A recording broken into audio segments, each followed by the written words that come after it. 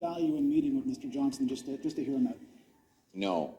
He is Justin Trudeau's ski buddy, his cottage neighbor, his family friend, and a member of the Trudeau Foundation, which got $140,000 from Beijing.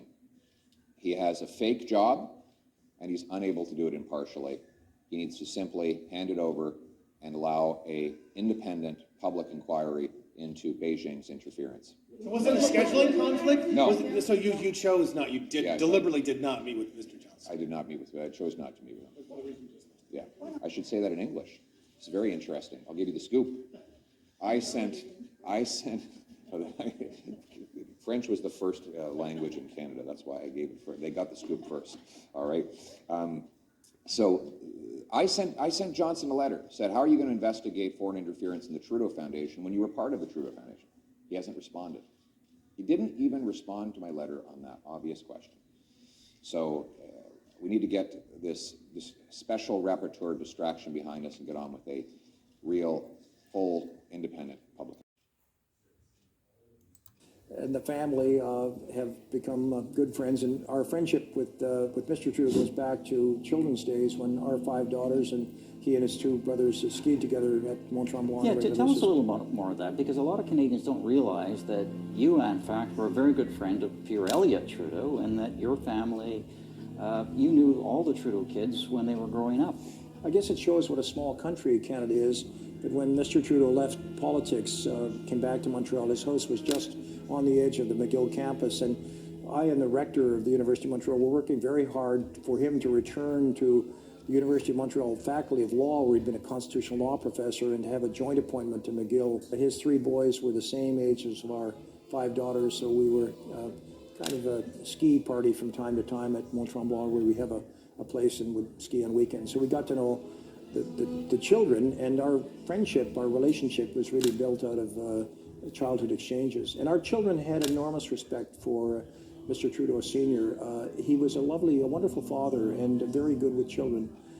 He would lead them into discussions that would be, let's talk about how many functioning democracies there are in the world, for example.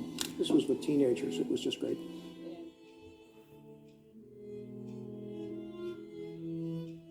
Thornhill.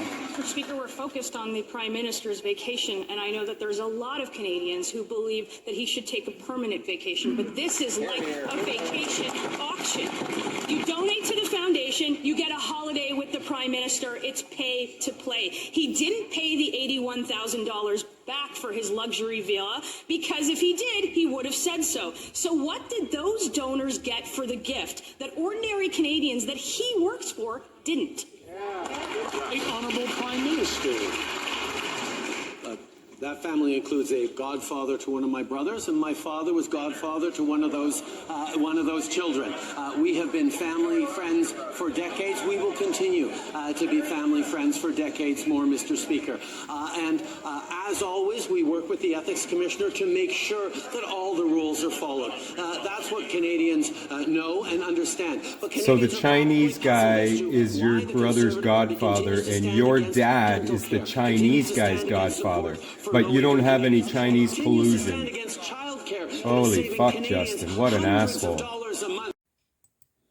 Democracy didn't happen by accident, and it won't continue with you in power. And as the report says, democracy is built on trust. And nobody trusts you. Trust in the processes that elect people to serve, and trust in the people who hold that responsibility. Like, do you understand that every time you speak, you make people sick to their stomach?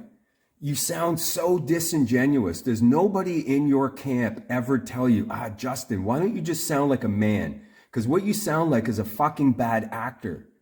Which you are. You're a shitty actor. And nobody is buying your bullshit anymore. Like, holy fuck, buddy. You just scandal after scandal after scandal. You sound like an asshole. And responsible leadership requires us to take action. When are we getting the responsible leadership, Justin? You're a fucking asshole. That reaffirms Canadians. What reaffirms Canadians is that you're a fucking asshole. Trust. We have no trust in you, Justin. You're a fucking asshole.